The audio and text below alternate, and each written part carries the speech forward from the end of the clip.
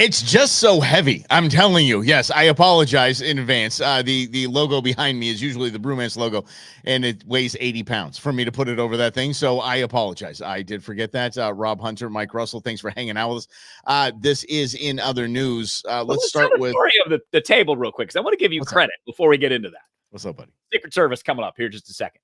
Okay. So the big thing, the big Brewmance logo that you see behind Mike, was meticulously crafted by that guy right there. Bottle caps that he had to drink the hard way. Yeah. One by one, lined up with the colors of the logo, the yellow, the white, the black. Mike made all that. So when you see it tomorrow. Well, no, I'm going to put it up right now because we've hyped it up, for the love of God, and you guys get to see me awkwardly put this thing up. And this is what I do every day between shows. So I just didn't do it today. So we're just going to pull the curtain back and you're going to see this, because it quite literally is the most expensive piece of furniture I have. If you add up all the beer I had to drink to get this thing. So hang tight, Rob, go ahead. So this is why this is amazing, because we used to drink a lot more beer, but then we get older and there's health reasons why we can't drink as much beer because we're older. And you'll see Mike do this. By the way, that is a great Go Show logo, and a quick shout out to Mike Russell's The Go Show, or The Go Show with Mike Russell. Follow it on Facebook, because every day at 11, right before the Brewmance, you'll see Mike. So that's the table right there.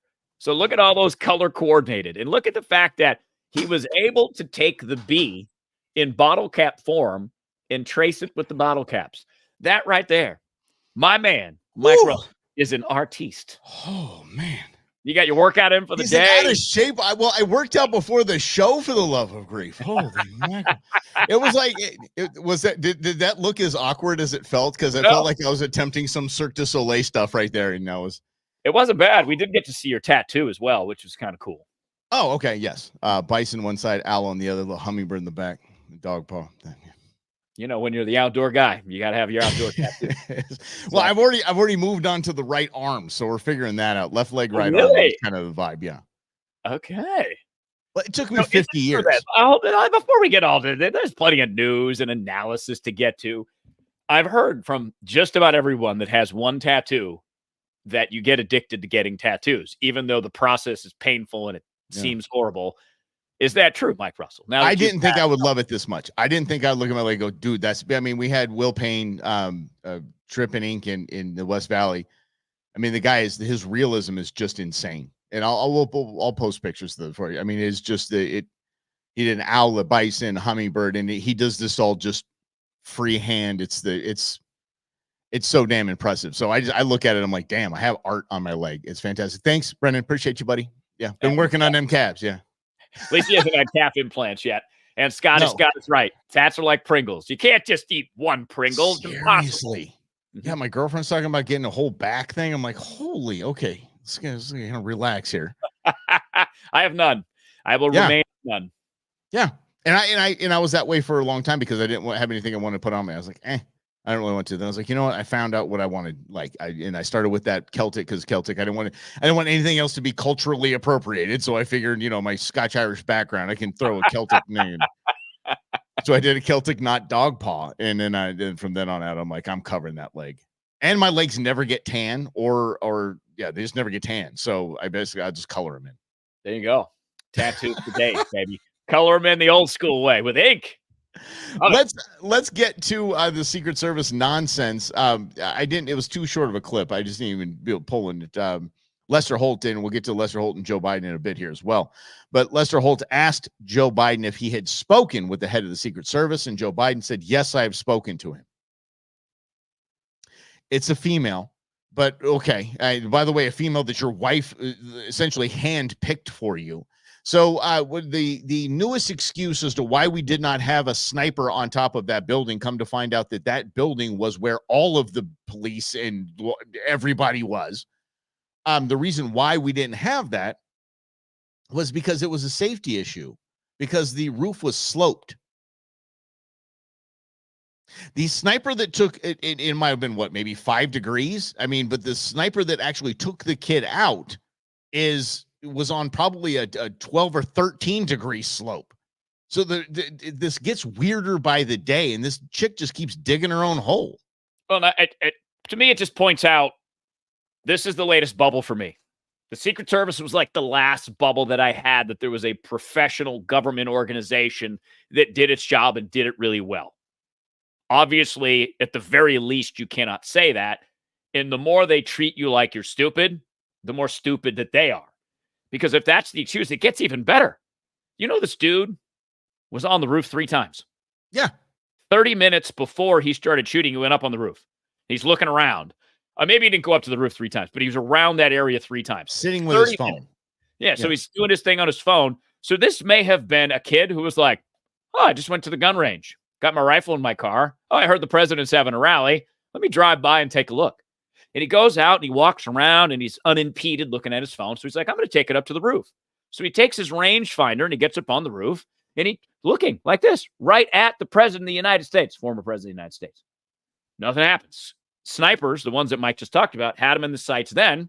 We're told not to shoot, according to one report I read.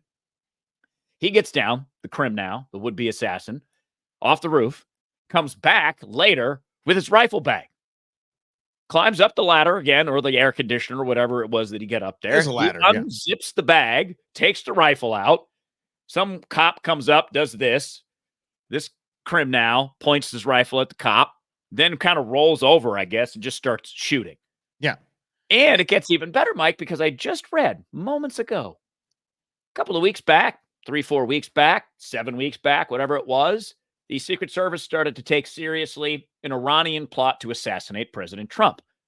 So to go back to Mike's point, you have these 30-minute window where this criminal just gets to wander around and climb the roof at least twice. And you have the background of, hey, a foreign country might try to kill the former president. And yet they still put the D team at this rally and are making these ridiculous excuses. And one more, Mike. I'm sorry, I monologued here. Temp hires, yeah. Well, that's what it seemed like. There were cops inside the building. The dude was climbing on the roof. They were sitting in the building. Yes. This is ridiculous. Okay. So let's keep that going then. All right. So what a lot of people talking about, why did that sniper take his line of sight out? Why did he raise his head out of his scope? Remember that? So he's down, got him in, dialed in, looked up, like the hell, and then looked back down. So to me, this all lines up, because I'm always going to go. I'm always going to defend the sniper until I'm not going to defend the sniper, because I'm not defending the head of the Secret Service. She's an idiot. So if that truly were to happen, that he's got him in his sight, then what's the number 4 rule of safety, of firearm safety? Know what is what? Behind you, beyond you. Exactly, beyond your target, beyond correct? Target. Okay. So he's got him in his sight. He sees Officer Friendly pop up. He's like, the hell did I just, he looks up. Is that what I just, gets down again? I don't fault him for that. People were saying that in his ear, like they told him to stand down. So he just came off the scope. No, that guy it all lines up to, he went, saw something that he didn't like behind his, and then he got back down. And it just, I'm going to be on the sniper side until I know otherwise, period. And let's be real here. None of us are experts at Secret Service protections. We're reacting to nuggets of information we see online that may be real or may not be. They may be other people's interpretations of it. So again, what you try to do is you try to collect all that and try to create a story. Something that maybe isn't foolproof, that isn't 100% accurate, but you start to get a picture of what happened here. And the picture is clearly, at the very least, malfeasance, terrible at their job, actually. So you have a threat on the former president, a legitimate one enough where they increased security on Trump, except at this rally. Except they decided, and this is where it gets tricky too, because communication between agencies is usually terrible. That was the 9/11 problem. The FBI didn't share information with the CIA. CIA didn't share information with the FBI. So the FBI had a couple dots. The CIA had a couple dots. Together, they didn't have the full picture. This looks like something very similar, because at least the way I understand it, based on what I've read, is the Secret Service is in charge of protection, the whole thing. The snipers that you see on those roofs, according to some analysis, is supposed to survey long-range targets, not the 150-yard target. They're looking beyond that, because if it was, say, Iran, they're going to bring the best of the best who probably snuck across the border, who can probably hit a target at a mile. So they're looking out long ways. And we trained them in Afghanistan. Probably so. Sorry, yeah. I'm sure that is accurate somewhere along the line.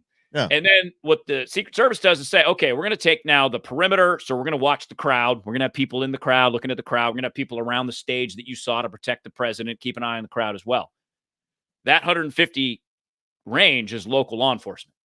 And they were busy in the building and not paying attention to that because the Secret Service had said they've identified that as a weakness, a vulnerability. Mm-hmm. Yet the cops didn't go climb on the roof because, as Mike pointed out, it wasn't safe. It's a sloped roof. Really? Yeah. That's the best excuse you can come up with? Best thing Joe Biden can do, the Biden administration, is fire her immediately. That would show that we're not playing politics here. Somebody took a shot at a former president. I don't care what he's got an R&D behind his name. She gone. She was asked this morning, where does the buck stop? Does the buck stop with you? And she fumbled all over admitting, yes, the buck stops with me. Yeah, just say yes, it does. Just yes, it does. You're damn right. Mistakes were made. We're going to investigate them. Mistakes were made, and we're going to investigate them. We're going to find out how this happened and make sure it never happens again. God, how hard is it for these knuckleheads, these slappies, to be leaders? To just have some sort of common sense in there. I mean, Rob and I aren't trained in this. We're not trained in crisis management, but damn it, we know what to say when we need to say it. It's embarrassing. It's just absolutely embarrassing. And in the light of all this, hey, RFK Jr. got some Secret Service protection. Congratulations. It was so political that they actually dragged Mayorkas, that twerp little worm, out in front of cameras to make the announcement that they were going to give RFK Jr. Secret Service detail. Take it away. I'm done with it. I'm done with RFK Jr. I don't know if you guys saw this. Dude, RFK Jr., by the way, had my vote 3 weeks ago. RFK Jr. had my vote. I'm like, these two, Trump and Biden, are acting like morons. I ain't dealing with this noise. Things changed. The assassination attempt and the result, the how Trump handled the assassination attempt. And then to come to find out, RFK Jr. had talked with Donald Trump. Donald Trump was asking for his endorsement, asking if potentially he would endorse him. They got on the topic of vaccinations. RFK Jr. recorded the call, then leaked. Oh, it accidentally leaked. And then he said he didn't remember that his cameraman was rolling while he was on the phone, speakerphone with him, carrying it around. Here's actually what was leaked. Check this out. Dad, something's wrong with that whole system. And, and it's the doctors you find. Remember I said now look at him. Rob and I, we do a lot of stuff for social media stuff. Like, we know when we're being filmed. We know when somebody's got a camera on you, especially when he's looking look at him. Look, brother, I'm going to stand by the American flag here. It's randomly in my hotel room. We have an American flag and some lighting for some photography. Small doses. When you feed a baby, Bobby, a vaccination that has like 38 different vaccines, and it looks like it's meant for a horse, not a 10-pound or 20-pound baby. It looks like you should be giving a horse this. And do you ever see the size of it, right? So now it's Trump was pining to him, wanted to be seen anti-vax like RFK Jr. is. And by the way, RFK Jr. is not anti-vax. He's pro research, essentially, in statistics. Donald Trump, that was shady right there. Because, by the way, Donald Trump is saying exactly, again, why I'm going to vote for him. He's saying exactly what I said. I said, I did not give my kids freaking 15 shots when they were in the hospital popping out of the womb. I'm like, are you bleeping kidding me? This is the dumbest thing I could possibly think of. We spread those things out like over a year and a half. We don't just start jabbing them. Pop, pop, pop, pop, pop, pop. I'm like, that cannot be good for the human body. I'm sorry. This is a pristine little human body. Everything is working wonderfully right now. Everything's away, and you're just going to start jabbing it with all this stuff. I go, that can't be good. That's exactly what Donald Trump is saying right now. And now he's being labeled as, now you're anti-vax. I'm like, this is just absolutely stupid. RFK Jr. should damn well known better. Well, he's desperate. He got a nice shot at the beginning. People are like, wow, there's a different option. But that's faded away because no one actually thinks he can win, including him, which is why this happened. And that's proving that politics is just nasty. It's gross. It's disgusting. Someone told me once it's filled with fearful men and women who react this way. So again, what I look at that, Mike, is I see exactly that. I see that if you ever run for office, the higher it gets, nothing is private. So you have to remember that all the time. It's stressful, it's difficult, but you have to think every time you have a conversation, someone might go talk about it. Video of it might get leaked. And that is that cold, stark reminder of what this is. But I think, Mike, to your point, I don't think it works. I actually think it makes Trump look reasonable. I agree.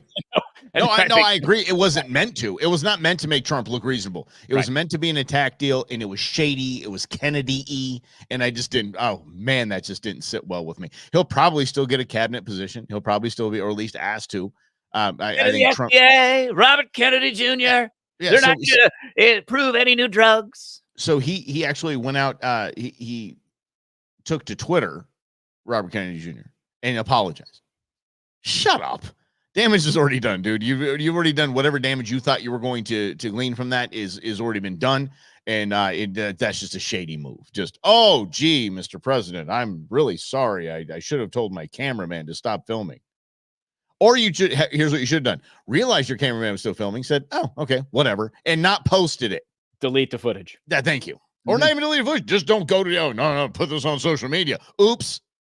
I wrote a caption and everything by mistake. I edited and I captioned it and I posted it by mistake. It's just absolutely crazy. Yeah, I posted it, let it go, and it's seen by 4 million people, and the video gets ripped and stolen. So even if I take it down, it's already out there. Right. Jose put, we were 3 inches away from tragedy, much less than that. I did see a funny meme that had Barron Trump on it. If you haven't seen Barron Trump, by the way, he's like 7 feet tall. The dude's a giant, and he's sitting there with his arms folded like dad. And it said, this does look like his dad. It said this guy was literally a ½ inch away from being the real life Batman. Dang. Let that sink in. Any Marvel people out there, let that sink into you. Not Marvel, DC people out there, you'll know what I'm talking about. He almost became Bruce Wayne. Yeah. But hey, man, it's good to see you, Jose. Thanks for jumping in there. Rhonda, what's happening? Greg, good to see y'all. Everybody's here. Grizz was going down. My people are around. Scotty Scott was hatting in. Brennan, good to see you, buddy. We reported yesterday too that Morning Joe was taken off air at MSNBC, and it was the reasoning was they were going to run all day long breaking news coverage, just the standard nonsense that Rob and I hate more than really anything in the world in media. It was just such a like, we're going all day on this. I'm like, oh great, we know nothing. We know literally nothing, and we're going all day on this. It just happened 10 minutes ago. Okay, we're gonna do 3 hours on it. Hard to do. But MSNBC wanted to run this and wanted to go breaking news. Apparently that wasn't the case. They just pulled Morning Joe off because Morning Joe they're a bunch of lunatics. And Mika Brzezinski is the biggest dingbat in media, and followed by Savannah Guthrie. But this is how it sounded this morning. Little sour grapes from a man, Morning Joe. I just think it's fun to watch. Briefly talk to our friends and viewers that watch us every day. You mean your viewer? And talk about what happened yesterday. We were told in no uncertain terms on Sunday evening that there was going to be one news feed across all NBC News channels yesterday. The Today Show would be Lester Holt, other people that you worked with on Sunday, and that was going to be one news feed across all NBC News channels, that we were going to stay as a network in breaking news mode. And by the way, Willie Geist used to be, in my opinion, Rob didn't like him. I thought he was funny. I thought he was entertaining. Thought he had some talent. Until they put him on MSNBC. He was on NBC National. They put him on MSNBC on this show and just neutered the guy. Absolutely neutered him. No soul. Bad. He has no soul in there. All day yesterday. That did not happen. We don't know why that didn't happen, or team was not given a good answer as to why that didn't happen, but it didn't happen. We were also told it was going to happen throughout the day. And I guess after there was such a strong blowback about yesterday morning, I guess they changed their plans. And so those plans changed as well. So it didn't. We've talked about it off the air. Literally, that's why this is the worst show ever. I'd play the rest of it, but it's just absolutely mad. And at the end, he threatens, you do it again, I quit. Find another host. So good. Cool. God, I hope they do it again.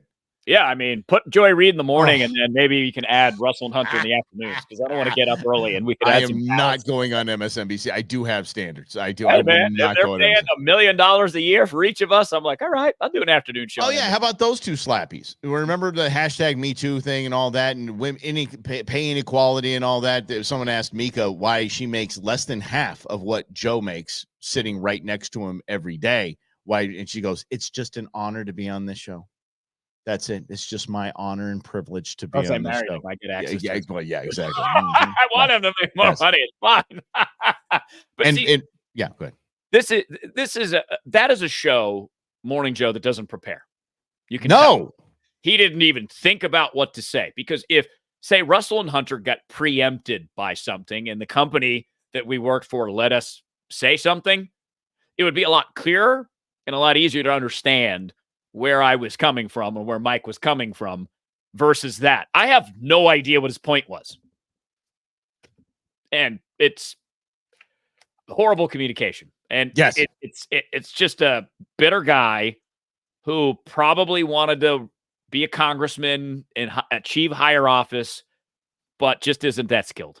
Oh, he was a congressman. He's a Republican, believe it or not. Oh, yeah, but it never went further than that. It's like J.D. Hayworth. And please understand this: Rob and I we broadcast every day from our respective studios, and we have higher production value than MSNBC's Morning Joe Scarborough. If you have 10 minutes that you want to just waste, tune into the show, and you're going to hear they don't turn their microphones off. They never mute themselves, even when someone else is talking. They're clearing their throats. They're rustling around with their papers and things like that. And he's, by the way, Mika and him are in their house. That's why it's so echoey.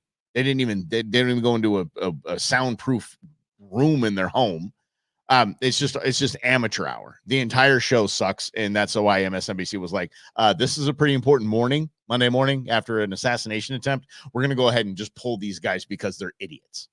Yeah, and that's more telling than anything else, because we'll get to this next clip here of Don Jr. because it fits right in that you thought there might be a pause in the rhetoric. You thought that after the former president took a bullet in the ear, that we'd all kind of step back and go, I mean, granted, several members on the right didn't do that either. If you look at Twitter, it's an expose on conspiracies and how the Biden administration wanted to kill Trump. I'm like, okay. Yeah, so they didn't tone it down either. But considering how this happened, that it was the former Republican president, current nominee, 2 days before his convention, the Democrats can't even be self-reflective enough to go, you know what, maybe it's possible that our rhetoric contributed to this. And we don't know what his motive was. The FBI apparently got into the shooter's phone yesterday, so we'll see magically what that unveils. The only 20-year-old on the planet that doesn't have a social media imprint. Shut it.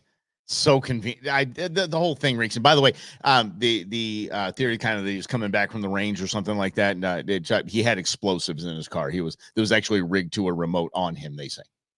The report that I'm reading.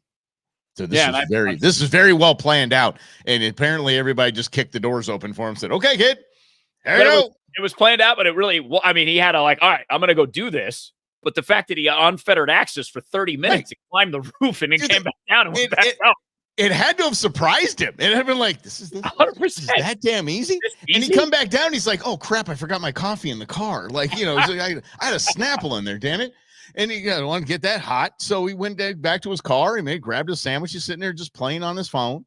Yeah, just absolute. None of it makes sense. But I do want to go ahead, buddy. No, I was just going to say it could be they're that bad at their job. It could be that. Well, yeah. I mean, look at JFK. How much of the detail was pulled that day? That's what makes it look shady. You start going into things like that, and you look at the local police and the Secret Service that was pulled that day, and then they put them in a convertible. Like, you're like, okay, that's turn. Yeah, like that's right what you wouldn't do that. Right, exactly. And you're thinking, okay, and so for years and years and years, we thought, well, that's really shady. That's not acceptable. That's shady. And then, oh, surprise, we were right. So in this, I think years, decades, maybe. Oh, we were right the whole time. Okay, Grandpa Rob, Uncle Rob, and Grandpa Mike were right on this one. Yeah. But anyway, it's shady. Let's get back to MSDNC, which is being just taking a pivot. I'll get to the Don Jr., but I want to start with Joy Reid because Joy Reid actually calls the play of where the left media is going to go. And I want you to hear this because it's so funny to see this MSNBC panel because Jen Kondasaki is on there as well. And they are it is such a mournful, somber tone that they're taking because they know all of their efforts for the last 3.5 years are for naught. All of their efforts to try to take down Trump when he was president and when in his post-presidency didn't work because now they've lost. That's their attitude, but I want you to listen to Joy calling the play. Here we go. Kind of reaction that I'm getting, whether it's civilians or, professionals, is really a deep concern and lack of confidence in not us at this table or us at MSNBC, but us as the media writ large. And a fear that what's going to happen now is that the Republican Party will do what they do. They're in the middle of a campaign. The convention started today. But the media will acquiesce to trying to convince people that the things they've been experiencing for the last 5-6 years didn't happen. That the greatest purveyor and promoter of political violence really, since anyone can remember. Oh, shut up. Since George Wallace, I think, that we just haven't experienced that kind of open, sort of citing or sort of incitement of violence or sort of luxuriating in the idea of violence. It's just not something we're used to anymore in American politics. And then we had to get used to that being a thing. And people are concerned and expressing concern that we won't be the guardians of memory. Guardians of memory. We will allow Donald Trump, as he is, bathed in the glory and grandeur of his party, to rewrite himself as both a hero and a victim, that people who are the most vulnerable to not just the things he's done, but the things he's promising to do. To the Democrat Party? And that will then happen without a guardian. A guardian? That's what we're looking at. A guardian of memory. So that is the MSNBC poll here. The MSNBC poll now is going to be, we are going to run entirely on the BS that we reported on Donald Trump for the last 6-7 years. We are going to be the guardians of memory, which the clip that Rob alluded to falls right into that and shows you that it is actually station-wide that they are going to be the guardians of memory. So MSNBC has a shot to meet with to chat with Don Jr. And they fall right back into one of their oldies but goodies. And I'm actually upset that Don Jr. wasn't sharp enough on his toes to say what I would have asked him to say. But here we go. Like separating 5,000 children deliberately from their parents. You mean the Obama administration? You know they didn't do that, sir. Okay, sure. Will there be a second family separation policy? It's MSDNC, so I expect nothing less from you clowns. Even today, even 48 hours later, you couldn't wait. You couldn't wait with your lies and with your nonsense. So just get out of here. Yep, get out of here. Like separating 5,000 children deliberately from their parents. 5,000 deliberately from their... Okay, and as we know, I don't have to remind all of you, but I guess because it is part of our business, I will remind all of you that was never a policy. If it was a policy, every child would have been removed from their parents. Those were the children that could not prove that they were with their actual parents or family members. They were actually being held by coyotes to make them look like families coming across the border, and it was on a case-by-case basis. So, but what I would have asked Don Jr. to ask there is say, what about the 80,000 young people that your administration lost? Where are they at? Where are the 80,000 migrant children? Where are they? You guys don't have eyes on them? Okay, great. Yeah, that's it. But see, this is the guardians of memory. But there's so much in this, mostly arrogance. Joy Reid and that reporter, they just think that by constantly telling you all the same things they've told you for 9 years about the same guy, that suddenly it's going to matter. Everyone has made up their mind about Donald Trump. Some people are saying it's fine that Trump is what he is. Some people aren't. That's just the reality of it. But everyone on earth probably has an opinion on Trump. Certainly everyone in America above the age of 15 has an opinion of Donald Trump, because the coverage of him has been everywhere, unavoidable. Doesn't matter where you get your news from, if you even get news. So the fact that Joy Reid and MSNBC continue to go back to this well proves their arrogance, because they're missing something incredibly important. That America sees Joe Biden is too old and too frail to do the job. Because if Trump wins, again, I caution everybody, that doesn't mean America's like all of a sudden we love Trump. We don't. Even after the assassination attempt, we don't love Trump. Some of us do, some of us don't. More people dislike Donald Trump than like him. That's a reality that doesn't change. But the fact that Biden is that bad and they can't talk about him is really what they're missing here, because they're dancing around it, trying to make Trump the bad guy. But I saw a poll yesterday, poll of the Senate. All Democrats are winning in key swing states, including Arizona. Gallego is kicking the crap out of Kerry Lake, but Trump is kicking the crap out of Biden. So what that says is that the Democrats can't understand something incredibly important, that America does not feel that Joe Biden is up to the job, so much so that we're willing to say Trump's risky because he doesn't keep his mouth shut, but he's better than Biden. And that is the sad reality that they can't comprehend. I'm gonna disagree a little bit, because I don't see that there's more people that hate Donald Trump than like Donald Trump. I think most people agree, coming just from an adult standpoint, that sure, I don't like the way the guy tweets. I don't like the guy. He's pompous. He's arrogant. He says weird things. He's got a funny speaking style. He's not very presidential. But his record speaks for what his record speaks for.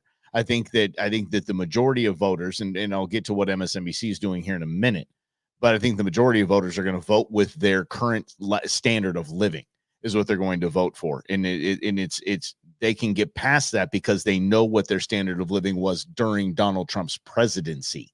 Not that he was a slappy or anything like that, right? It was sure he tweets like in a sweep. Hey, we get it. But we actually, can move past that, I think. And Rob, I've used this example several times when we were at iHeart. I don't care if Bob Pittman, the CEO, I don't care if that guy has the most nefarious things in the world going on. I don't care if he kicks his dog on the way out of his apartment every morning in Manhattan. I don't care. Keep the ship running. You have a good, solid track record of doing well and making big companies and doing it well. That's what I want. I want record, and I think the majority of Americans right now are voting on what their life was like, the track record of the man, and don't give a rat's patoot about his, and I said that, I'm sorry, about how he tweets, or if he says grab him in the booty or whatever he's going to say. They don't care about that. MSNBC now has to go to the people that watched Amber Rose last night. They have to go to the people that are like, hey, wait a second. Amber Rose? Amber Rose was one of the key speakers last night. She was one of the speakers last night. She has tattoos on her forehead and apparently a giant following.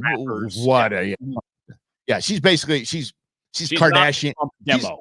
She gives Kardashian vibes. How about that? Okay. So the people that are going like, okay, after the assassination attempt, seeing people like Amber Rose, seeing what 50 Cent was doing, seeing like that the people are like really understanding, hey, these Democrats have screwed us in the past. This guy's got something going on here. Check him out. Those are the people. Those are the ones that MSNBC are going after and saying, hey, do you remember that 5,000 young kids were yanked from their parents at the border? That kind of thing. Going back to that playbook of Trump's a monster. We can't let him in. Maybe you keep your vote with Biden. Well, and it doesn't work. That's the other part about this. No one cares that 5,000 migrants were separated. Who cares? Right. No one cares about that. Agreed. Especially in light of the fact that there's at least 87,000 children missing that the Biden administration doesn't know where they are. So it's obviously, again, how you use facts. I agree with you in one point. I disagree with you on another point. Because again, people vote for their own interests. That's it. So our own interest is our own economy. That's another doesn't mean we like Trump. It just means, well, this sucks. So we want something different. And our other option is Donald Trump. So again, if I'm Donald Trump and I'm at this RNC and I understand what has just happened to me, how do I create and capitalize on Amber Rose? How do I create and capitalize on rappers like Waka Flocka Flame or some of the social media videos that have gone viral of people that don't look like us promoting Donald Trump, because there is a path to make Donald Trump likable. It's just not going to happen tomorrow. And it's going to be if he decides in this moment that almost getting his head blown off while running for president, that there is a call for unity, which supposedly he's going to do on Thursday night. Mhm. And if he can stick with that, he does have a chance to be very well liked, because even though the economy was way better under Trump than Biden, even though that's true, it doesn't mean just putting him back in office, all of a sudden it gets fixed, because economic fixes take a long time. It's big, massive movement. But the key, what I think, Mike, is the transition into a new Trump that, again, he's using silence for the first time in his life as a strategy. So it is encouraging to me. And again, what it takes to be a well-liked, successful president always comes down to how you communicate. That's why JFK, Reagan, even Teddy Roosevelt, FDR even, that's why they're remembered so well. It's because they were effective at communicating their visions, carrying out their visions. Trump is pretty good at that stuff, but if he sticks with it, that's when the tide swings. And not only does Trump get reelected, he's actually remembered as one of the greats by more than just our side. No, I understand to an extent, but then you look at Carter. Jimmy Carter's one of the most likable people on the planet. Dude, he's seriously one of the most kind human beings. He's a turkey hunter. He's Habitat for Humanity, given most of his entire fortune away to house people that couldn't afford housing. He's a good dude. Craptastic president. Craptastic. So there's a difference between being remembered as a likable person and being remembered as a good president, as someone who delivered on that. And I really don't, and I think I speak for a good portion of this nation. I don't care what he's doing in his spare time. I don't care if he's got porn stars coming in and out of Mar-a-Lago. Don't care. Your results speak for it, dude. Get things back in order. Get the house back in order. Let JD take over when you're done, and let's make this thing right again. And that's I really think that too much stock is being put at this time in whether people like Trump or not. The never Trumpers, if that's what they want to stand on, and then he's a bad person and I just don't want him in the White House. Okay, dude, that's okay. Have fun with $5 gas. I don't care. But the thing to most Americans, I believe, like you said, Rob, going to vote with the wallets, vote with your economy, your individual economy, and that has nothing to do with. I think you can grab him in the. Yeah, I don't think that has anything to do with it. And the only part I would add to that is you represent a lot of people, but it's not everybody. Because we have been conditioned and trained to think of presidents a certain way. Sure. We always have the top 5 lists of Abraham Lincoln, George Washington. Somehow Obama sneaks on there. Because God, Teddy Roosevelt better be in there, damn it. I don't even know what Teddy Roosevelt. He's my number one. Yes, he is. Which I is love great. you, Teddy. Outdoor guy, did all the outdoor things, right? But that's what I think. And again, we're talking now versus 20 years from now. 20 years from now doesn't matter. But I think the key for a resounding victory would be to be able to get those results and the messaging behind it and the inclusive build the big tent. That is how you get JD Vance to take over. That is how you get Trump's policies to continue. Because if he's not well liked, doesn't matter what the policies are. He's got one more chance he's got one more term, whether he wins. If he wins, he can run again in 4 years, which I wouldn't put it past him. If Trump loses, I'll run in 2028. I'll do it again. Why not? He's going to become the Arpaio of the presidency. Exactly. I love this. Brendan said, we can make him stronger, faster, tanner. I don't know. Tanner? Man, maybe it's going. I don't know, but I did see Biden take a page out of Trump's book and come into that first interview after the debate looking all orangey. Yeah. We have some stats on that for sure. But the funny that like Joe Biden has gone right back to just Asweepe Joe. Like he's becoming a complete, like it's just this straight jerk. I mean, he went after Lester Holt, and look, Lester, by all accounts, I mean, is home court for the Democrats. The NBC is home court for the Democrats. Joe Biden, in his interview with Lester Holt, that is not being publicized a whole lot because it was a train wreck, even though he admits in one of these clips I'm about to show you that he already knew the questions that were coming. He already knew them in advance. And as we learned from, I forget what reporter was fired, buddy, that only used a radio 4 of the 8. host in Philly. Yeah.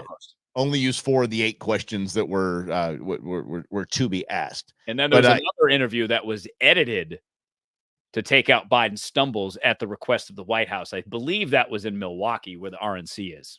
Yeah, official transcripts from the White House, completely edited.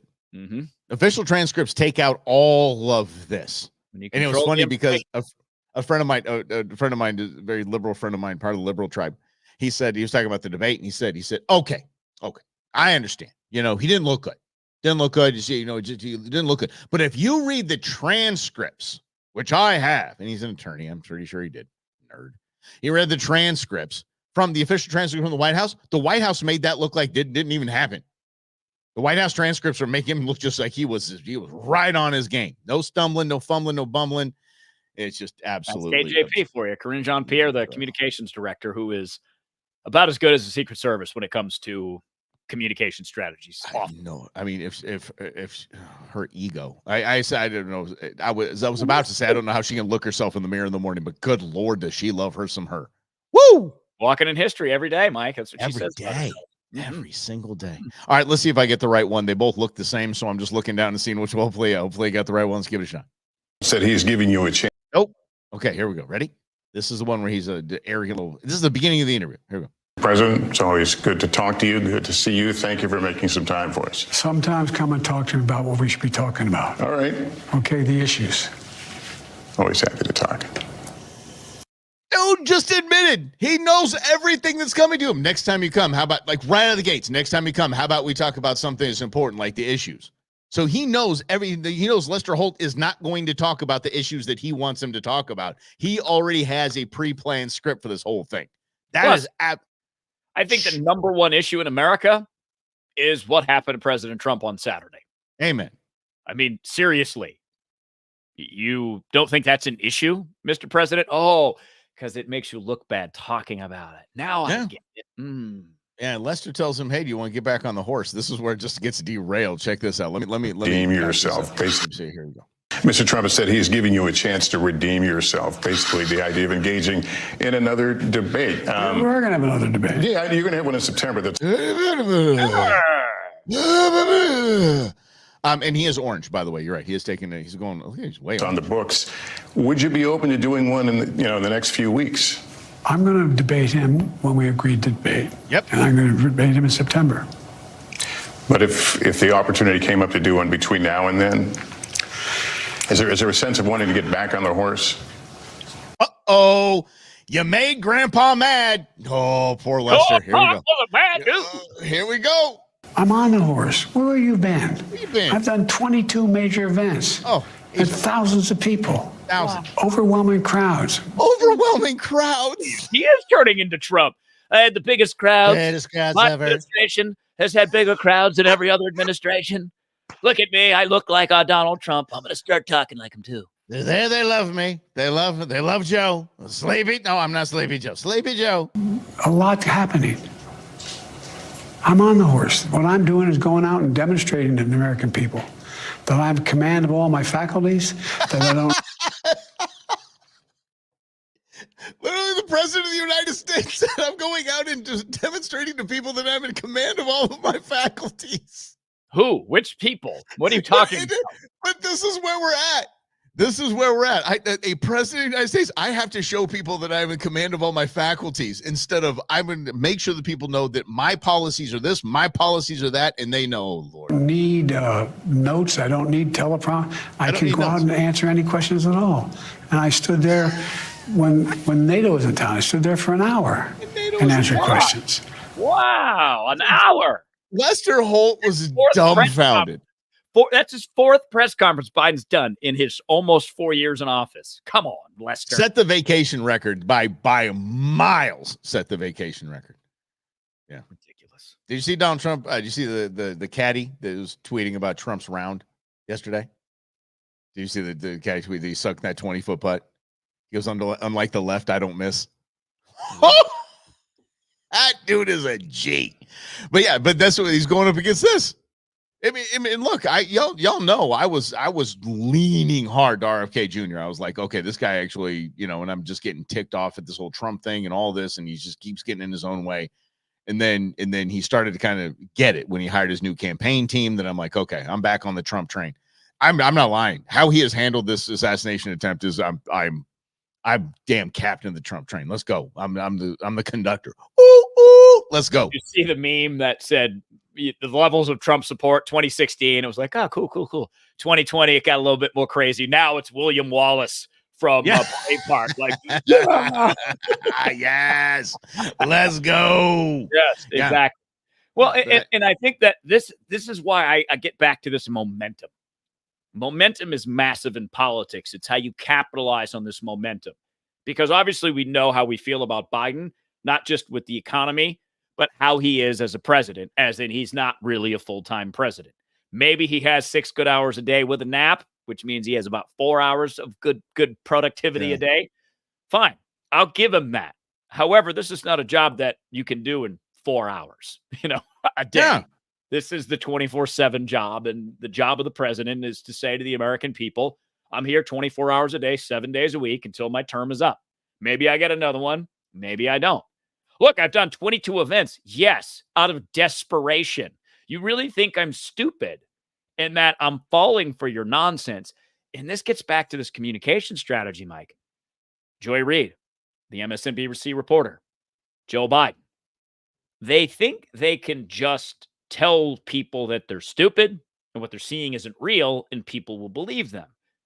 It gets back to their arrogance. Mike, you've said this for a long time. Democrats always push it too far. And Mike is right. They always do. This is that too far. I mean, Biden is on the verge of getting an electoral college whooping in November. He is. I mean, just in the standard states that we're talking about that just will most likely go flip to red. He's at 270 something. So it's 270 to win. He's at 272 or something like that, just in almost standard wash without the flip states. So, but I'm impressed by the way this man has handled himself. Period. I'm just impressed.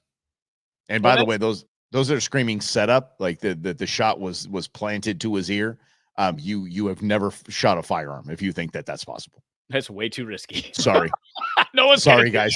Yeah, sure. Just shoot me in the ear. Just nick my ear a little bit. Yeah. That's ludicrous. And the setup, and then one person has died, 2 people are additional in the hospital. Like, set up, kick rocks, dude. That's actually disgusting. That's an interesting point, because it's very easy to forget that someone actually did die at that rally. An unintended target. Just someone sitting there going to a Donald Trump rally with his daughter and his wife. Yep. He jumped on him. There was a victim, and there's 2 others that have to recover from gunshot wounds because the Secret Service let a dude climb on the roof and walk around for 30 minutes without taking action. And I get it from their standpoint, at least from the scope. Guy gets up with the scope. He doesn't have a rifle. Do you want to shoot him? That's bad publicity. Yeah. Well, now you've got even worse publicity because you didn't. And you saw a guy die. Corey died. 2 people gets wounded, and a former president of the United States almost got killed too. Like, that's it. And I go back to this. If Trump has a redeeming quality above all else, and what he could teach every single one of us is to live in the moment, create your opportunities, because what has happened has already happened. So Trump has trained himself, despite the fact that he got shot in the ear. He trained himself to get up and say, I'm in this moment now. I got to put my shoes back on, and I have to signal to the crowd that I'm not done. Yeah. And he's able to pull that in those crazy moments. And to Mike's point, when he sinks the punt, unlike the left, I don't miss. I mean, that's Trump, right? That is Trump. Yes. Because he knows that he's in the moment. He knows that the past is the past, and there's nothing we can do about the past. All we can do is be now and move forward. And Trump has always been good at that, despite all of these setbacks, whether it's the legal cases, whether it's the defamation cases, whether it's all the stories that have come out about him. He just keeps moving. And he, like we've always said, we've said 4D chess. That's Oh, yeah. the guy plays at another. He just plays at a different level, and Brendan's that's why. got it right on YouTube. He wrote PR genius. There is Yeah, he's no great. bigger, Yeah, right. better brand than Donald Trump. He's the greatest brand of all time, in my opinion. Yeah. Whether I like the brand or not, it doesn't matter. No, he's up there. I mean, you literally, and you talk about Brandon being very serious about this. He's up there with Nike. He's up there with Starbucks. He's up there with Coca-Cola. Like he is a Budweiser. He is a brand in and of himself. The world knows. The globe knows about one name, Trump. The one name. He's probably the most recognizable figure on the planet. I remember at one point that at least in sports, the most recognizable figure in the planet was number one of all time, Muhammad Ali. Yeah. Muhammad Ali. And I mean, but that makes sense, right? Bigger than life, larger than life, promoter, huge. I saw a video of Don King. Did you see this? Don King talking about the Trump assassination attempt? I was like, whoa, Don ain't looking good. Don's old. Don's old, probably older than Trump. He's got to be. He's got to watch this real time. That's how we do it. How old is Don King? That's how we do it, guys. 92. 92 years young. How about that? Good. But he was singing the praises of Donald Trump. Just absolutely singing the praises of Donald Trump. So that's it. Let's get into some interesting virtue signaling. I think Rob, do we put this in virtue signaling file with Tenacious D? You might know that Jack Black, the actor and comedian, is also a part of a band called Tenacious D. They had a movie in the Guitar Pick of Magic or something stupid like that. Terrible movie. But Jack Black, his bandmate had a birthday, and while they were performing in Australia, and they had this big robot come out with this cake, and they told his bandmate to make a wish, and he made the wish, next time I hope they don't miss. And it was, awful. Of course, Jack Black's PR team jumps into immediately, starts saying, we need to get out there, you need to disavow this, you need to say you can't do this, can't blah, blah, blah, blah, blah. They make this announcement that they have canceled the rest of their tour. The Pick of Destiny, thanks, Brendan. That they have canceled the rest of their tour. So I'll let you just kind of see this what's happening here.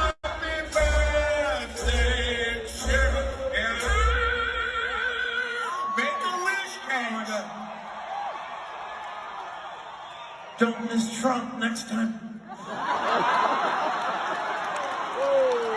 Yeah, so the what you're seeing there, if you can't read it, and I can't read it because I don't have my glasses on. Hang tight, we got this. After much reflection, I no longer feel it's appropriate to continue the Tenacious D tour, and all future creative plans are on hold. I'm grateful for the fans for the support and understanding. He said he was blindsided by what was said at the show and would never condone hate speech and encourage political violence of any form. That seems really neat, right? Like he's taking a stand. Isn't that neat? Isn't that fun that he's taking a stand, right? Just really, we're going to do the right thing here. No, the future venue's canceled. The future venue said we don't need any part of this junk, dude. Get this out of here. They essentially got their tour was canceled by the tour destinations, not because Jack Black is some upstanding man of upstanding moral character. He might be, but that is not the reason why you see the canceled the Tenacious D tour. This is all you need to know. At some point, you understand that all the people that try to label someone else as being hateful, don't like my side of the aisle, many of them do the same thing they accuse you of doing. This is a perfect example of that. Anyone that celebrates something like that and wishes the worst thing happened, you have no moral ground to stand on. So all the moral ground you thought you stood on, you don't. So my point is, you never have to listen to anyone who ever said you missed ever again. They have no moral authority. They have no moral point. They are as hateful as anybody else, despite them virtue signaling the opposite, that they're inclusive and they care. Because people only do that so they don't get canceled or labeled or socially outcasted, a la Scarlet Letter, Mike. I had to bring it up. Well, the Libs of TikTok is doing just that. They're just outing all of these people and these people that have said it, and then they tag these people's either the school that they're teaching at or the company that they work for, and they're saying, "Hey, is this your employee? Hey, is this your teacher? Hey, is this who you had teaching kids out there? And and now I'm seeing multiple pictures in each post saying, which gives the company's response or the school district's response to this is, oh, we highly can, just disavow any type of speech like this. And this, I basically just forcing their hand at it. I absolutely love it. Again, because I say that it's social media is Darwinism. Social Darwinism is what it is. When it's been used, you remember the lady in Central Park who was being filmed. Some guy was birding and she got black man too. Uh-oh. Yeah. So she said racist things and she got fired by her job. It had nothing to do with that moment. Yeah. Well, this is the world that you guys have created. Jack Black and Tenacious D, you guys have created this world where cancel culture is so personal that people will be fired from their jobs because something happened on social media. Well, the same thing just happened to Tenacious D. They got fired essentially because that was awful, inappropriate, and funny. All these people, this is the other thing that's getting exposed, who complain about Trump's morals, got the same morals apparently as Trump. I mean, what do you mean? Real. And that's the great part about it is they love to lecture. They always lecture the left, at least the loud left, that you're wrong, they're right. But when push comes to shove, they are who they are. Yeah, I saw Jose. They're talking about Elon Musk. Did you also see that Elon Musk is donating, I think, $45 million a month to super PACs for Donald Trump? You guys understand that what that means to the down cards too, because the RNC will make sure that they get their little tithe from that, and they're making sure that they're gonna help with the down cards right now. And so that is huge. That is absolutely huge. Well, especially I've heard it's for specific purposes to ballot harvest, something the Democrats are really good at, something Republicans suck at. But you got to play this game. And then that's part of the strategy that Trump is employing in 2024 is what did you learn from 2020? And how do you implement the same strategy or a better strategy than the Democrats did? Because there's no doubt that there was strategy involved by the Democrats. There was a massive Time magazine article. I think Mike and I spent an hour or two on the air talking about it. Yeah, that thing was fantastic. Because this is the game you're playing. You can talk all the game that you want, but talking doesn't change things. Action does. That's what Trump understands now in 2024. That's why this is going to be a different ball game, because he's finally listening. He's finally understanding him on his own is not enough. You got to do the little things in order to win. You got to put yard signs up. And matter of fact, I talked to Schweikert last night. I was out putting some yard signs up for him. And he said one of his opponents on the Democrat side got signs up in 4 days. I've been working with Schweikert and his team for a month, putting up at a time. He says Democrat volunteers are way better than Republican volunteers. And that's part of the reason that they win. And part of that is not volunteerism. It's paid, right? Correct. But it works. Let me tell you how I know this. HSUS, Humane Society of the United States, is not the Humane Society of Phoenix. It's not the Humane Society of Goodyear. It's not. It's not. It's an organization that is hell bent on eradicating hunting and fishing coast to coast. That's their job. That's what they do. So they just got a ballot initiative on approved in Colorado to ban certain types of hunting in Colorado. And how they did that is they pay canvassers. They give them $5 to $7 per signature they get. $5 to $7 per signature. So ballot harvesters, they're going to get my sign put. They're all getting paid. It's a paid thing. I didn't know this. And we squashed HSUS here in Arizona because what all of the critter groups did, all the hunting groups did, is we went and paid the canvassers to not canvass. Take that. Yeah, yep. But that's then RNC get involved, man. Come on, pay these canvassers to sit tight. Because I think the states that Trump could have won, Arizona, Georgia, a couple others, 44,000 was the difference. I think Trump won in 2016 by 77,000 votes in 3 key states. That's how close this is. That's why the groundwork matters. It's not just enough to tweet. It's not just enough to say Biden sucks. You still got to get people to the polls. You still got to get people who can't get to the polls ballots in, and you got to figure out ways to do that within the law, or, maybe around the law, it'll be settled later, like some Democrats did in 2020. By the way, just real quick, Mike, Jose has been doing a great job on Facebook of putting some breaking news in there. We did mention the Iranian plot to kill Trump. The Secret Service announced this morning, which is, again, crazier when you look at what happened on Saturday. We have a threat from a foreign country on a former president, and we're going to have crappy security on site. Okay, good job. Another thing, there is a potential shooter outside the RNC in Milwaukee. I'm not seeing much more than that. So Jose put that in the chat too, but I did want to say, yes, we did see that, and we are seeing that. And Elon Musk is moving officially his SpaceX headquarters to Austin from California after Newsom signed some anti-business bill. I love that. Let me quick before we wrap. Can I get back to branding real quick and brands getting tied up with certain people? This guy, Dr. Matt Collier. Let me show you this guy real quick. Come on. There will be a lot of people watching this video who do not know me, who are new to this channel, and are just checking in based on recent occurrences. So, for those who are new, for those who do not know me, my name is Matt Carricker. I am a Texas-based YouTuber, and this is my YouTube channel. Demolition Ranch is a firearms-centered channel. I also have Off the Ranch, Matt Carricker channel, which is a blog-type channel. And then I'm also a veterinarian. He's a doctor. So I have Vet Ranch, which is a veterinary. Okay, let me tell you this. Demolition Ranch. Looks like a fun place, right? Does it teach firearm safety and all that stuff, right? That cool guy, right? YouTuber, Texas dude, seemed like a cool kid, right? The shooter was wearing a Demolition Ranch shirt. This poor guy has been getting just rocked by people saying that he's some sort of an affiliation because this slappy idiot that decided to take a shot at Trump was wearing one of his shirts as one of his followers and bought some of his merch. My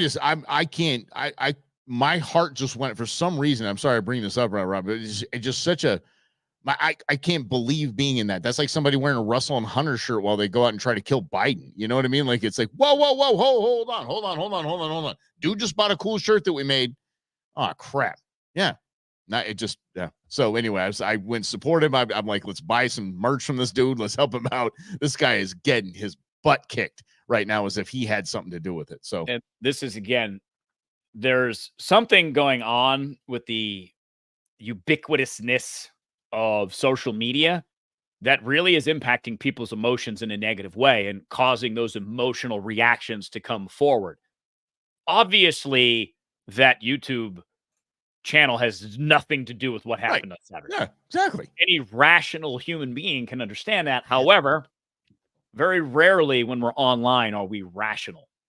Yeah. And I think that's another part of the issue is the media doesn't report stuff. They report what happens on social media. So everything when it comes to news coverage of politics is irrational and emotional. And that's why you're seeing, in my opinion, what we're seeing, where there is such a disdain for the other side. There's dehumanizing language that is being used, quite frankly, by both sides. And that's what's concerning me, is that even in this post-assassination plot era, there are still people calling the left names. You don't have to call them names. Just, again, take Trump's strategy. Let them talk for themselves.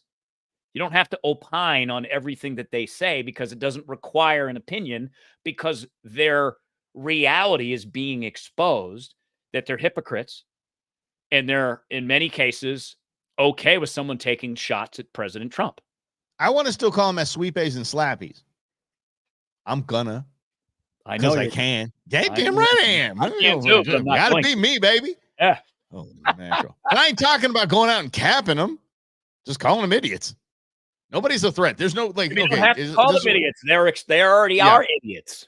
You don't have to call them it. It's obvious. Yeah. Mm-hmm. All right, y'all. Let's do this again tomorrow, shall we? This has been a good time. You guys are just killing it, man. Greg, Winnie, everybody. What's up?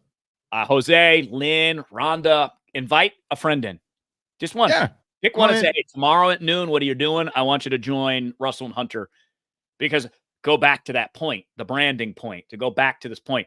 If we want to have a different conversation, which we're having right here, we need more people to do it. Because if we want to have a different tone and a different analysis on politics, we just got to tell people that we're doing it a different way. And I think people will come on in. So just challenge it. Invite one person this week to come join us. Noon every day, buddy. Noon every day. And Truman, by the way, yeah, that's a digital footprint. Your digital legacy and your digital footprint. That's what that is, man. That's what that is. All right, gang. We will do this again. Did I just go? All right, gang. Sorry, I'm a little Trumpy. You know, listen, I told you I'm on the Trump train, baby. I'm the conductor. Ooh, ooh. Let's go, baby. Yeah, Trump 22. Trump fans. Let's do it. All right. We'll see you mañana at noon.